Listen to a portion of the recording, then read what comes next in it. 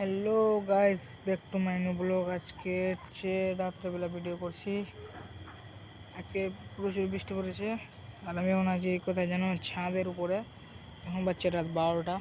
একটা ভিডিও কালকে আসবে না, আজকে শ্যুট করছি, কারণ খুব ব্যস্ত থাকবো, তবে রোড টোড বাঁধতে হবে। আর আমি এখন ছাদের উপরে আছি, কইটুকু কাজ হচ্ছে দেখো তোমরাও। চলো,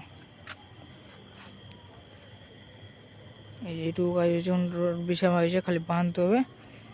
পরশু দিন গাইস ছাদের ভিডিও আসবে, তোমরা দেখবা, সাপোর্ট করবা। এদিকে তোমাকে ফেলা আছে আমি ছাদে। এখন 12টা বাচ্চা গাইস, 11টা 12টা 11টা বাচ্চা দেখি তো।